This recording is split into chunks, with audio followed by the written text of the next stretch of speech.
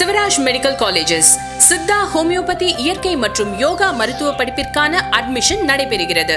தொடர்புக்கு 9842721500. எஸ், வீடு, schools, hotels, store room எங்கெல்லாம் பார்ட்டிஷன் வால் கட்டணும்னாலும் இப்போ பில்டிங் ஓனர்ஸோட first choice Renocon Rapid Wall Panels. Peri engineering, arts and science, pharmacy, nursing மற்றும் பிசியோதெரபி கல்லூரிகள் சென்னை. இந்தியாவில் சிறந்த உள்கட்டமைப்பு கொண்ட கல்லூரிகளில் ஒன்று. 100% வேலை வாய்ப்பினை உறுதி செய்யும் சாதனை. ஆயிரக்கணக்கான பிற கல்லூரி மாணவர்களுக்கும் வேலை தந்த பெருமை.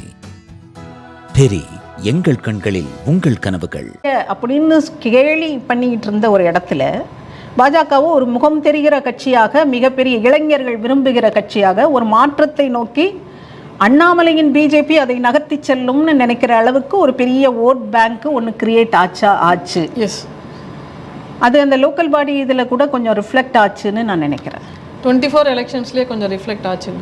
அப்போது ஒரு குரூஷியலான டைம், ஒரு எலெக்ஷன் வருது. அப்போது தன்னுடைய கட்சியில் மிக முக்கியமான ஃபேஸாக இருக்கிற அவருக்காக தான் தமிழ்நாட்டில் இங்கே ஓட்டு விழுவுன்னு நினைக்கிற நேரத்தில் அவரை நீங்கள் ரிமூவ் பண்ணுறீங்க, வேற ஒரு தலைவரை கொண்டு வரீங்க அப்படின்னா ஓகே ஃபைன். நான் அதான் சொன்னேனே, 90% பிஹைண்ட் த டோர் தான் பாலிடிக்ஸ் நடக்குது. 10% தான் நமக்கு. இந்த 10% தான் அண்ணாமலை பிரமாதமாக வேலை பார்க்குறாரு, அவருக்கு கூட்டம் வருதுங்கிற இந்த பர்செப்ஷன். இது சாதாரண மக்களோட பர்செப்ஷன். பின்னால் நடக்கிறது நிறைய விஷயங்கள் இருந்திருக்கலாம். நீங்கள் ஒருத்தரை ரிமூவ் பண்ணிவிட்டு இன்னொருத்தரை கொண்டு வரீங்க. இந்த இதை மெஸ் பண்ணாமல் செஞ்சுருக்கணுங்கிறது தான் என்னது. இவ்வளோ கட்சி தான் நியமிக்குது. அப்போ அவங்களே அதே கட்சி தான் நியமிக்குது. அவரை அடையாளம், தமிழக மக்களுக்கு அடையாளம் காட்டினதும் பிஜேபி தான். அப்போ ஏதோ காரணத்துக்காக அவரை விலக சொல்லிட்டு இவரை வைக்கிறாங்க அப்படின்னாலும் ஏதோ சாலிட் ரீசன் இருக்கு. ஆனால் நீங்கள் அதை மிஸ் பண்ணாமல் செஞ்சுருக்கணும், மக்களை கோபத்துக்கு ஆளாக்காமல் செஞ்சுருக்கணும், பார்ட்டி பீப்புளே உங்களை விமர்சிக்காமல் அளவுக்கு அதை கொஞ்சம் பக்குவமாக ஹேண்டில் பண்ணியிருக்கணும். அரசியலில் இதெல்லாம் முக்கியம். ஏன்னா அங்கேருந்து தான் ஓட்டு வரணும். நமக்கு நம்மளே ஜெயிக்க முடியாது. ஓட்டு வர்ற இடத்துல போய் அவனை போய் கோவப்படுத்திட்டு நீங்கள் என்ன செய்ய முடியும்? அப்போ இந்த இடத்துல அவங்க மெஸ் பண்ணாங்கங்கிறது கம்ப்ளீட்டாக ஃபேக்ட். பிஜேபி ஆமாம், அந்த இடத்துல அந்த அவரை விலக சொல்லிட்டு இவங்களை கொண்டு வர்றது பிரச்சனை இல்லாமல் பண்ணியிருக்கணும். உங்களோட அந்த முடிவில் எனக்கு இது இல்லை, ஏன்னா காரணங்கள் இருக்கலாம். பட் நீங்கள் அதை மிஸ் பண்ணாமல், கோவம் வராமல், காரியகர்த்தாஸ்க்கு கோவம் வராமல், உங்களோட ஃபாலோயர்ஸ்க்கு கோவம் வராமல், பொதுமக்களில் ஆதரவாளர்கள், பிஜேபிக்கு ஆதரவாளர்கள் அத்தனை அவங்க இருக்காங்க, அவங்களுக்கு கோவம் வராமல் அந்த இதை பண்ணியிருக்கலாம் அப்படிங்கிறது ஒன்று. ஓகே. இன்னொன்று, இது இந்த கட்சி சொல்லி தான் நடந்தது, இந்த மாதிரி பேச்சுக்கள் வர்றதுக்கும் இடம் இருந்திருக்க வேண்டாம். இதெல்லாம் பப்ளிக் அட்டென்ஷனுக்கு வராமல் பிஹைண்ட் த டோர் நீங்கள் பண்ணியிருந்தீங்கன்னா பிரச்சனை இல்லை. இதெல்லாம் ஒரு மைனஸாக மாறுது. ஆனால் அண்ணாமலை மிகப்பெரிய அளவில் சிறப்பாக கேம்பெயின் பண்ணார். அப்போ அதுலேருந்து புரிஞ்சுக்கலாம் அந்த அண்டர்ஸ்டாண்டிங் இருக்குது. ஓகே, கட்சி தான் அவரை கொண்டு வருது. சொன்னாலும் அண்ணாமலைக்கு அந்த இடத்துல கோபம் இல்லை, ஏதோ ஒரு அண்டர்ஸ்டாண்டிங்கில் அரசியலில் அது போகுது. கேம்பெயினும் நல்லா தான் பண்ணார். எஸ், அவர் தான் ஸ்டார் கேம்பெயினாக இருந்தார் இந்த கூட்டணிக்கு. அப்போ இந்த 54 அப்படிங்கிறதுல அவரோட கான்ட்ரிபியூஷன் பெரிய அளவில் இருக்குன்னு நான் நினைக்கிறேன். பட் அவங்களுக்கு சீட்டாக பார்த்தோம்னா நம்ம ஒரே ஒரு இடத்துல தான் லீடிங்கில் இருக்காங்க. நம்ம பேசிகிட்டு இருக்கும்போது பிரேக்கிங் வந்திருக்கு. 2 தொகுதியிலுமே விஜய் அவர்கள் வெற்றி பெற்றிருக்காரு. திருச்சி கிழக்கு, பெரம்பூர் 2 தொகுதியிலுமே வெற்றி பெற்றிருக்காரு. இவ்வளோ நேரம் உங்களுடைய கருத்துக்களை பகிர்ந்ததுக்கு ரொம்ப நன்றி மேம். நீங்கள் சொன்னது நடக்குதா அப்படிங்கிறது பார்ப்போம். ரொம்ப இன்ட்ரெஸ்டிங்கான ஒரு க்ளூ கொடுத்துருக்கீங்க. க்ளூ இல்லை, என்னுடைய அச்சமும் கூட. ஆனால் நடக்கலாம், பாசிபிலிட்டி இருக்குன்னு நான் நினைக்கிறேன். பார்க்கலாம். Thank you ma'am. தேங்க்யூ. நம்ம பார்த்துட்டு இருக்கும்போது முக்கியமான பிரேக்கிங் வந்திருக்கு. திரு விஜய் அவர்கள் பெரம்பூர், திருச்சி கிழக்கு 2 தொகுதியிலுமே வின் பண்ணியிருக்காரு. பெரம்பூரில் 42,215 வாக்குகள் வித்தியாசத்தில் வின் பண்ணியிருக்காரு. திருச்சி கிழக்குலையும் வின் பண்ணியிருக்காரு. இப்போ 2த்துலையுமே வின் பண்ணதுனால ஒரு தொகுதியை அவர் ராஜினாமா பண்ணணும். அந்த தொகுதியில் இடைத்தேர்தல் நடைபெறும். மதுரை வடக்கு தொகுதியிலும் 2 தொகுதியிலுமே வின் பண்ணியிருக்காரு திரு விஜய் அவர்கள். நம்மளோட இப்போ பானு கோம்ஸ் அவங்க ரொம்ப இன்ட்ரெஸ்டிங்கான ஒரு விஷயம் சொல்லியிருக்காங்க. நீங்கள் இது பண்ணீங்களான்னு தெரில. இன்னும் அவங்க ஹாஃப்வே மார்க் தாண்டலை, 110 தான் இருக்காரு. இந்த டிராவிடியன் பார்ட்டிஸ் அவங்களோட ஹோல்டு போயிடக்கூடாது அப்படிங்கிறதுனால ஒருவேளை நம்ம முன்ன 2036 அந்த கூட்டணி நடக்கும் அப்படின்னு நம்ம யோசிச்சுட்டு இருந்த அந்த கூட்டணி அதிமுக திமுக கூட்டணி சேர்ந்து அந்த ஹாஃப்வே மார்க்கை தாண்ட ட்ரை பண்ணுமா? அந்த பாசிபிலிட்டிஸ் இருக்கா? பாசிபிலிட்டிஸ் ரொம்ப கம்மி தான் நினைக்கிறேன். திமுக அதிமுக சேர்ந்தா அப்படின்னா இப்போ இருக்கிற நம்பர் படி பார்த்தோன்னா நம்மளுடைய இதில் போனால் 100 110க்குள்ளே தான் வரும். பட் ஆனால் அப்படி ஒரு பாசிபிலிட்டி இல்லைன்னு தான் நான் நினைக்கிறேன். இது எப்படி போய் முடியும் அப்படின்னா பாமகவும் காங்கிரஸும் வந்து தாவேக்காவிற்கு ஆதரவு கொடுக்கலாம், அல்லது அதிமுக ஒரு பேக்டோர் அண்டர்ஸ்டாண்டிங் மூலியமாக வெளிநடப்பு செய்யலாம். இதன் மூலம் மெஜாரிட்டி மார்க் குறையும், தாவேக்கா தானாக ஆட்சி அமையும். So it's all about vote of confidence. அப்போ மெஜாரிட்டியில் இருக்காங்களான்றது தான். ஓட் ஆஃப் கான்ஃபிடன்ஸ் உங்களுக்கு ஒரு ரிட்டர்ன்லயே இருக்கணும் இல்லையா சார்? இஃப் யூ ஆர் அதெல்லாம் இல்லை. சட்டமன்றத்தில் ஓட் ஆஃப் கான்ஃபிடன்ஸ் அப்போ பார்த்தோம் அப்படின்னா அவர்கள் வந்து மெஜாரிட்டி இருக்கணும், அவ்வளோதான். உங்களுக்கு நம்ம இபிஎஸ் ஓபிஎஸ் பிரிந்து அந்த டிடிவி தினகரன் அவங்க அந்த சகா நடக்கும்போது பார்த்தீங்க அப்படின்னா ஒரு வாக்கெடுப்பு நடந்தது. அப்போ என்னாச்சு அப்படின்னா ஓபிஎஸ் அவர்கள் எதிர்த்து வாக்களித்தார் அப்படின்ற மாதிரி உங்களுக்கு இது இருந்திருக்கும். பட் ஆனால் எதிர்த்து வாக்களித்தாரா அப்படின்னா எதிர்த்து வாக்களிக்கல. என்ன பண்ணாருன்னா ஆதரவாக வாக்களிக்கவில்லை. கரெக்டா? ஸோ அதுதான் விஷயம். ஸோ ஆதரவாக வாக்களிக்கவில்லை, அதுதான் விஷயமே. ஸோ அவங்க அப்ஸ்டெயின் பண்ணாலும் அது அரசுக்கு ஆதரவு கிடையாது அப்படின்ற மாதிரி தான் அந்த இடத்துல இதாகலன்றது தான். ஸோ அது போல் உங்களுக்கு இந்த இடத்துல ஆதரவு கொடுக்கணுன்ற கட்டாயம் இல்லை, நீங்கள் இது பண்ணாலும் போதுன்ற நிலை தான் இருக்கிறது அப்படின்றத பார்க்குறோம். ஸோ இந்த இடத்துல இன்னும் சில விஷயங்கள் இருக்கிறது. பாமக காங்கிரஸ் என்னென்ன செய்ய இருக்கிறார்கள் அப்படின்றது தான் இதில் வந்து முக்கியமான விஷயம். இந்த 110 அப்படின்றது இதுக்கப்புறம் எப்படி செல்ல இருக்குது அப்படின்றத பார்க்கணும். கலசப்பாக்கம் தொகுதியில் அதிமுக வேட்பாளர் அக்ரி கிருஷ்ணமூர்த்தி 22,000 வாக்குகள் வித்தியாசத்தில் வெற்றி பெற்றிருக்கிறார் அப்படின்றத நம்ம பார்க்கிறோம்.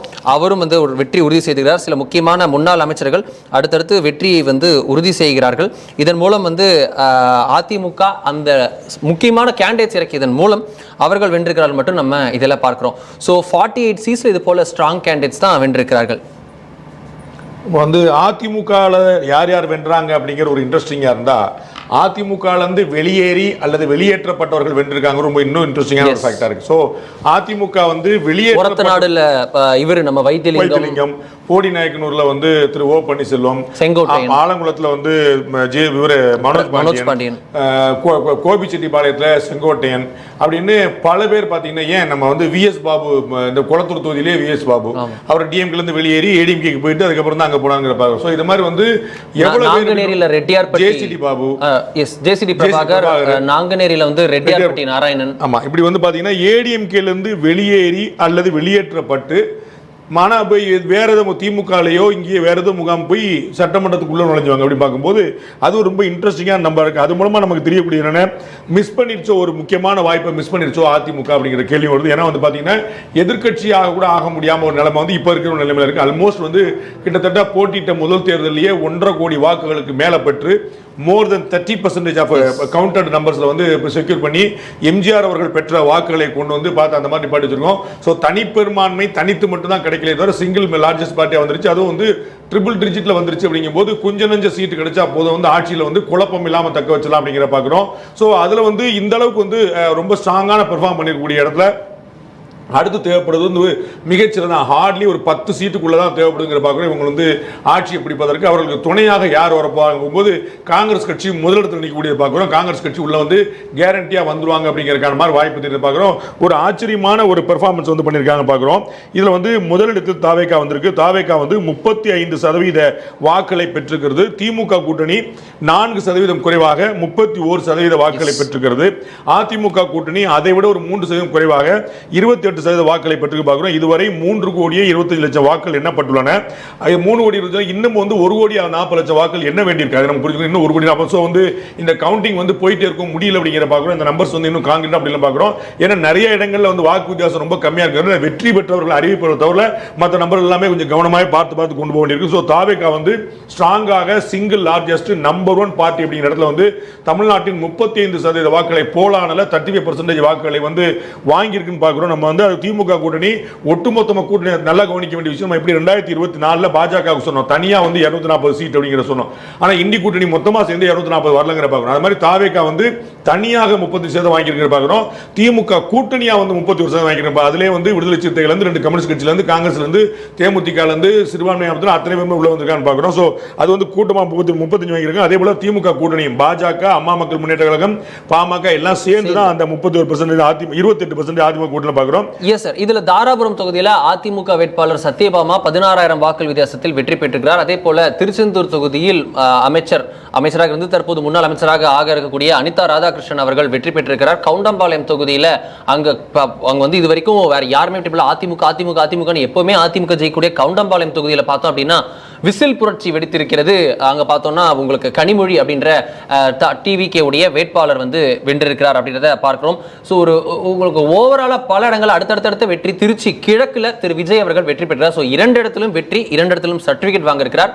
6 மாசத்துக்குள்ள ஒரு இடத்துல அவர் ராஜினாமா பண்ணி தேர்தல் நடந்தாகணும். ஸோ திருவிக நகர்ல தாவேகாவின் பல்லவி அவர் என்ற கேண்டிடேட் வந்து 22,000 வாக்கு வித்தியாசத்தில் வெற்றி பெற்றிருக்கிறார். பொற்குடி ஆம்ஸ்ட்ராங் அவர்கள் தோல்வி தவிர்க்கிறார். அதே போல திமுக வேட்பாளரும் தோல்வி தவிர்க்கிறார் அப்படின்றத பார்க்கிறோம்.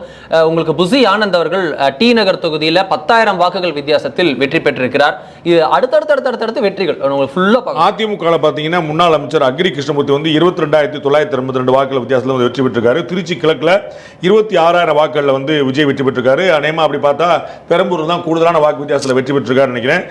ஜேசிடி பிரபாகர் வந்து 1000 விளக்கு தொகுதியில் வந்து வெற்றி பெற்றிருக்காரு. 1000 லைட் புறாவில் நம்ம ஏற்கனவே சொன்னது போல இந்த கட்சியில இருந்து அதிமுக இருந்து வெளியேற்றப்பட்டு வெளியே போனவர். ஆனா அவர் வந்து சட்டமன்ற உறுப்பினர் ஆயிட்டாருன்னு பார்க்கிறோம். ஜேசிடி பிரபாகரன் வந்து 1000 விளக்கு தொகுதியில் வந்து வெற்றி பெற்றிருக்கார் அப்படின்னு பார்க்கிறோம். ராணிப்பேட்டையில் 5112 வாக்கு வித்தியாசத்தில் தாவேகாவுடைய வேட்பாளர் தாஹிரா வெற்றி பெற்றிருக்கார். ரொம்ப முக்கியமாக கவனிக்க வேண்டியது பார்த்தீங்கன்னா நம்ம மயிலாப்பூர் தொகுதியிலிருந்து ஒரு பிராமணர் வந்து உள்ள போறாரு பார்க்கிறோம். ஸ்ரீரங்கம் தொகுதி அப்டேட் நமக்கு காத்துட்டு இருக்கிறோம். நம்ம சிறுபான்மை மக்கள் நிறைய வந்து சட்டமன்றத்துக்குள்ள நுழைறாங்கன்னு பார்க்கிறோம். ரொம்ப முக்கியமாக கவனிக்க வேண்டியது என்ன அப்படின்னா நம்ம ஏற்கனவே பல முறை சொன்னோம். திரு விஜய்க்கு வந்து வாக்கு எப்படி கிடைக்கலாம் அப்படின்னு சொன்னபோது மைனாரிட்டி வாக்கு முதல் முறையாக வெளியேறும் சொன்னபோது ஒரு வார்த்தையை பயன்படுத்தி வந்தோம், பிளட் இஸ் திக்கர் தென் வாட்டர் அப்படின்னு.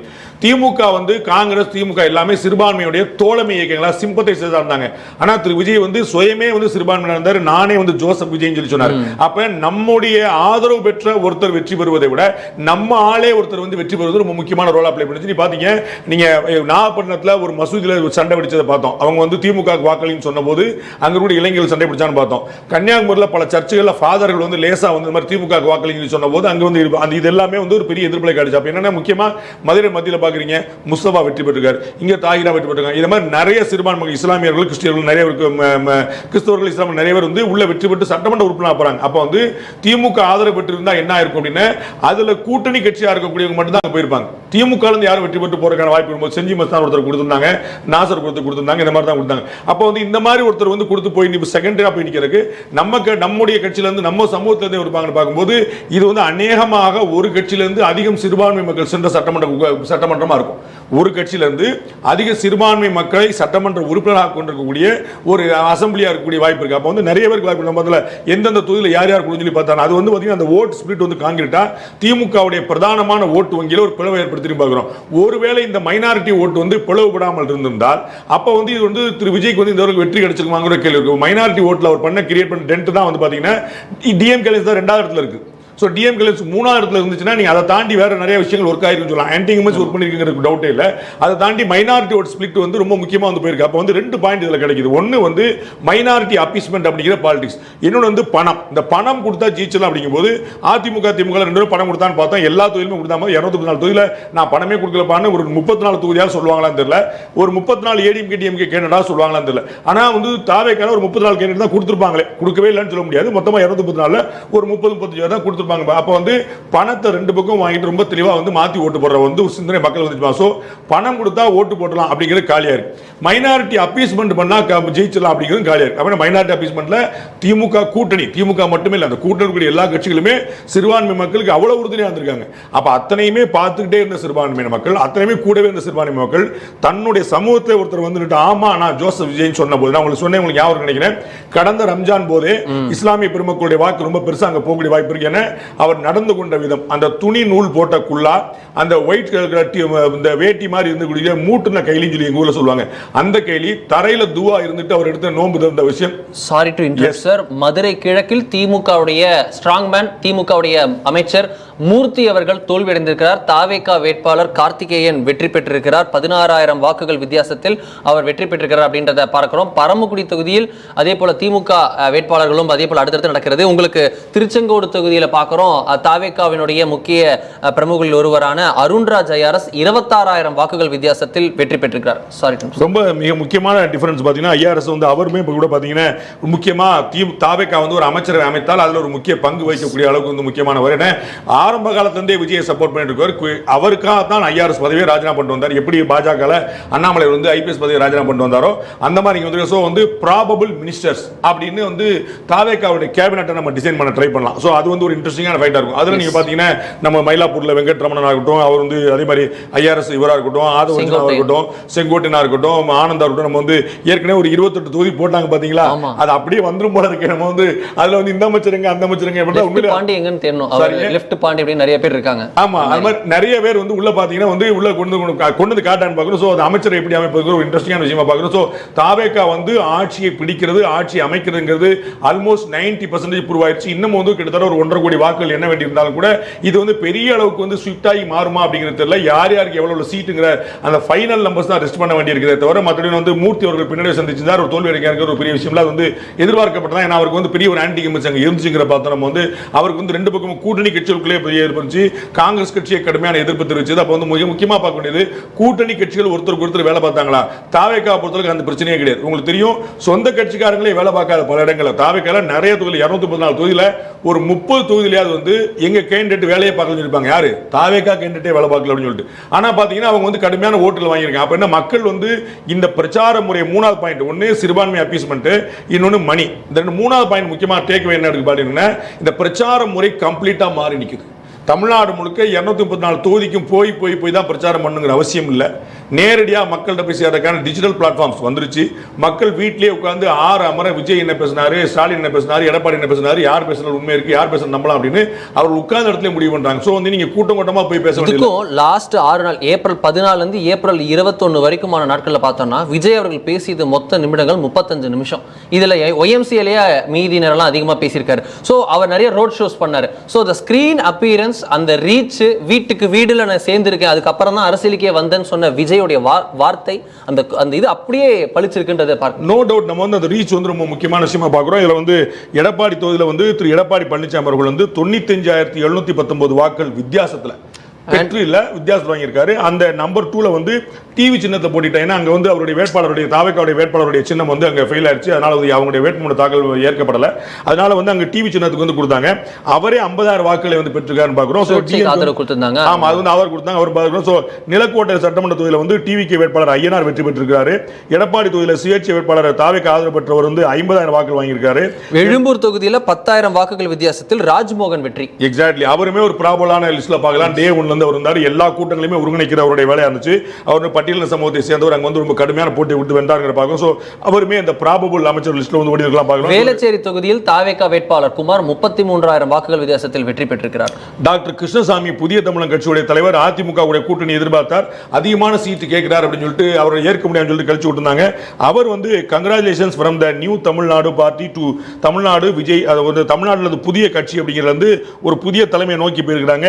தமிழ்நாடு விக்டரி லீக் அப்படின்னு போயிட்டு இருக்காங்க. ஸோ நிறைய இடங்களை வந்து பெரிய ஒரு டிவிக்கேங்கிறது ஒரு சாதாரணமான ஒரு இயக்கமாக மாறாம ஒரு பெரிய வெற்றிக்கான லீகாவே மாறி இருக்கு அப்படிங்கிறத அவருடைய கருத்தா பண்ணிருக்காரு. டாக்டர் கிருஷ்ணசாமி அதிமுக கூட்டணியில் சேரணும்னு விரும்பினவர். அதிமுக கூட்டணியில் சரியான வாய்ப்பு எனக்கு கொடுக்கப்படலங்கிறனால அந்த வாய்ப்பு மறுக்கப்பட்டவர். அவர் வந்து ரொம்ப முக்கியமான ஒரு வாழ்த்தை தெரிவிச்சிருக்கான்னு பார்க்குறோம். அதே போல நடிகர் சிவகார்த்திகேயன் அவர்கள் நம்ம வந்து இந்த இடத்துல வந்து உங்களுக்கு ஏன் இருக்கும் ரீசெண்டான அவருடைய இந்த எலெக்ஷனுக்கு முந்தைய படத்தில் வந்து இந்த ஹேண்ட் ஓவர் பண்ணிட்டு போனார் அப்படின்னு சொல்லிட்டு துப்பாக்கி பிடிங்க சிவா சொன்னா இவர் வந்து பிடிச்சி ஹேண்ட் ஓவர் அண்ணன் வந்து வேற ஏதோ பிளான்ல இருக்காரு அப்படிங்கிற டயலாக்லாம் சொல்லி அங்க பார்த்தா அவர் வந்து இப்போ இதை விட உங்களுக்கு ஏதோ முக்கியமான வேலை இருக்கு. எக்ஸாக்ட்லி. அது மாதிரி வந்து அந்த இடத்துல வந்து பாத்தீங்கன்னா இவர் வந்து ஒரு முக்கியமான தயாரிப்பாளர் ரோல் எடுத்துட்டு இப்போ சக்சஸ்ஃபுல்லான படங்களை நடிகரா மட்டும் இல்லாம தயாரிப்பாளர் கொடுத்துட்டு இருக்காரு திரு சிவகார்த்திகேயன். நான் ஒரு கேள்வி கேட்கிறேன் சார். இப்போ விஜயை பார்த்தாச்சு, எப்போ சிவகார்த்திகேயன் இந்த இதுல இருந்து இன்ஸ்பயர் ஆகி இன்னும் பல நடிகர்கள் வருவாங்களா? இப்பதானே இதுலயே வந்திருக்கு. இன்னும் அதுக்குள்ள அடுத்து ஆரம்பிச்சாரு. இது வரட்டும், நிறைய இருக்குல்ல. நம்ம வந்து இவருக்கும் வயசு இருக்கு, அவருக்கு வயசு இருக்குல்ல, அழகா வருவாங்க. நம்ம வந்து எல்லா நடிகர்களையும் முதலமைச்சர் ஆக்கிடணும். அது வந்து ஒன்னும் ஓயக்கூடாது, எது கம்மிய கூடாது. அடுத்து தனுஷ் ஃபேமஸ் இருக்கு, இந்த மாதிரி நிறைய விஷயங்கள் இருக்கு, எல்லாரும் ஆட்டோமேட்டிக்கா வருவாங்கல்ல, அவர்களுக்கு எல்லாமே ஒரு தைரியம் வரும்ல. நம்ம வந்து நீங்க வந்து ரஜினிகாந்த் அவர்கள் வரமாட்டேன்னு சொன்ன பிறகு எல்லோருக்கும் ஒரு பெரிய தயக்கம் ஏற்பட்டுச்சு. ஸோ அந்த இடத்துல வந்து கொஞ்சம் யோசிச்சு கிட்டத்தட்ட வந்து ஒரு 6-7 வருஷம் கழிச்சு வந்து திரு விஜய் அவர்கள் ஒரு ஸ்ட்ராங்கான ஒரு டிசிஷன் எடுத்து வாங்க பார்த்துருந்தார். திரு கமல்ஹாசன் ஒரு டிசிஷன் எடுத்து நம்மளால சமாளிக்க முடியாதுன்னு அங்கே போயிட்டார். அப்போ வந்து பெரிய ஒரு காம்ப்ளிகேஷன் வரும்போது இது வந்து ஒரு பெரிய நம்பிக்கை கொடுக்கும். பார்த்தீங்கன்னா நம்ம வந்து பல பேர் வந்து கருப்பு எம்ஜிஆர், சிவப்பு எம்ஜிஆர், அடுத்த எம்ஜிஆர்லாம் சொல்லிட்டு இருப்பாங்க. ஏன்னா எம்ஜிஆர் வந்தது வந்து ஒரு பெரிய ஐகானிக்கான வெற்றியாக இருந்துச்சு.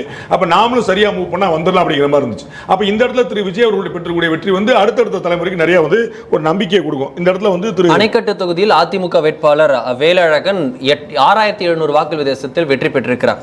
போட்டியிட்ட முதல் தேர்தலிலேயே இவ்வளவு பெரிய தாக்கத்தை மக்கள் மத்தியில் ஏற்படுத்தி இருந்த வெற்றியை பெற்றிருக்கும் விஜய் சாருக்கு வாழ்த்துக்கள். ஸ்டாலின் சார் விஜய் சொல்லியிருந்தார் பார்த்தீங்களா, விஜய் சாருக்கு வாழ்த்துக்கள் அப்படின்னு அந்த அன்போடு சொல்லியிருக்காரு நடிகர் சிவகார்த்திகேயன் அவர்கள்.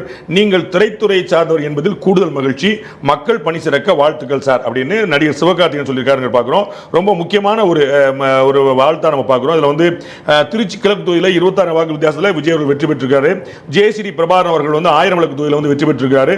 ஓவராலாக நீங்கள் தொடர்ந்து பார்த்தீங்கன்னா இந்த வெற்றிக்கான விஷயங்கள் வந்து அதிகரிச்சுட்டே போற பார்க்கிறோம். நம்ம வந்து அந்த டிஃபரன்ஸ் எவ்வளவு வரப்போகுதுங்கிற பார்க்கிறோம்.